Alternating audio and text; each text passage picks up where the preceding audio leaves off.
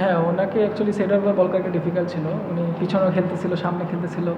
তো চিন্তা করছিলাম যে একটা প্ল্যান করে ওনাকে হয়তো ব্লাফ দিতে পারবো, ওয়াইড ইয়র্কার সেট আপ করে ওনাকে হয়তো বাই ইয়র্কার মারা যাবে। বাট ওই প্ল্যানটাই আসলে সাকসেস হয়েছে। বাট আমি লাস্ট পর্যন্ত ওনাকে দেখতেছিলাম, এই আর কি।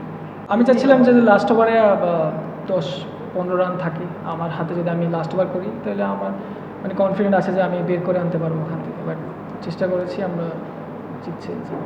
আমি শুধু আমার লাইন লেন্থে ফোকাস করেছিলাম। শুরুতেই বলটা একটু গ্রিপ হচ্ছিল, তো একটু ডিফিকাল্ট ছিল ব্যাটসম্যানের জন্য মারা শুরুতে। তো চেষ্টা করেছি এক জায়গায় বোলিং করে যাব, যদি ব্যাটসম্যান কিছু করতে চাই তখন চেঞ্জ আপ করবো। হ্যাঁ, ওনাকে অ্যাকচুয়ালি সেটার বা বল করাটা ডিফিকাল্ট ছিল। উনি পিছনেও খেলতেছিল, সামনে খেলতেছিল।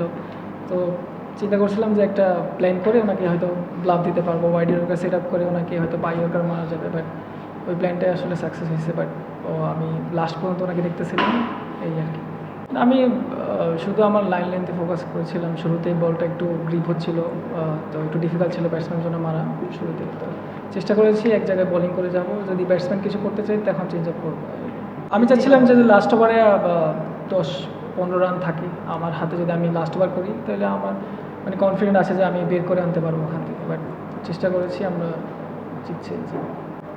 কয়েকটা ক্যাচ নিয়ে এসেছে দেখলাম, ওটা কি আপনাদেরকে একটু প্রেশারে দিতে দিবে কিনা, যে 209 রান হওয়ার পরেও ম্যাচটা এত ক্লোজ হওয়ার পেছনে কি এটা একটু কাজ করছে কিনা? হ্যাঁ, অবশ্যই সেট ব্যাটসম্যানদের ক্যাচটা মিস করাটা আসলে এটা আসলে ম্যাচে কামব্যাক করা ডিফিকাল্ট। বাট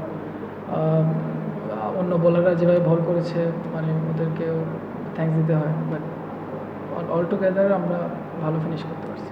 আমি জানি না যে আপনি এটা জানেন কিনা, আপনারা যখন ব্যাটিং এ ছিলেন তখন বারবার ক্যাপ্টেন এবং কোচ তালহা ভাইও আম্পায়ারের সঙ্গে কথা বলছিল, সম্ভবত ফোর্থ আম্পায়ারের সঙ্গে। ওই ব্যাপারটা আসলে কি ছিল? অনেকক্ষণ টিভিতে এটা দেখেছি। এটা হয়তো বোলিংয়ের কোনো একটা কিছু হবে। ব্যাটিং যখন ছিল, আমরা ব্যাটিং ছিলাম তখন হয়তো বলারের ওই যে নো বলগুলো চেক করার জন্য হয়তো বারবার বলতেছিল বক্সের যে নো বলটা হয় বা কিছু একটা হবে। আরেকটা ব্যাপার হচ্ছে দুই দলই ক্যাচ ফেলেছে, আপনার মানে কোনো একটা কারণ আছে কিনা? আকাশের কারণ হতে পারে কিংবা কুয়াশা বেশি? রাতে অ্যাকচুয়ালি ফিল্ডিং করা একটু ডিফিকাল্ট দিনের চাইতে। রাতে একটু ডিউ থাকে, বল ভিজা থাকে, প্রেশার মুভমেন্টে গ্রাউন্ডটাও ভিজা থাকে, তো এটা ডিফিকাল্ট আর কি। বাট চেষ্টা করেছে সবাই, ভালো অনেকগুলো ক্যাচ ভালো ধরেছে। যদি এই বিষয়ে প্রশ্ন, রিসেন্টলি অবভিয়াসলি পেমেন্ট নিয়ে রিপোর্ট বেশ কয়েকটা এসেছে।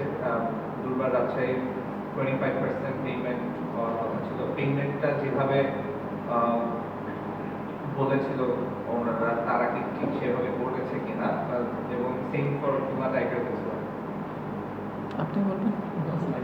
না, আমাদের আলহামদুলিল্লাহ ভালো, সব কিছু ভালোই চলছে। পেমেন্টটা যেভাবে পেমেন্ট নিয়ে আমাদের কোনো এখন সমস্যা নেই। একটু যদি বলতেন যে কবে কতটুকু পার্সেন্ট কি দেওয়ার কথা ছিল? এটা তো মালিকের, উনি জানে, আমি আসলে জানি না। বাট আমাদের যতটুকু দেওয়া 40% টুর্নামেন্টের প্রথমে মানে আমাদের দিয়ে ফেলছে এখন। 40% জি।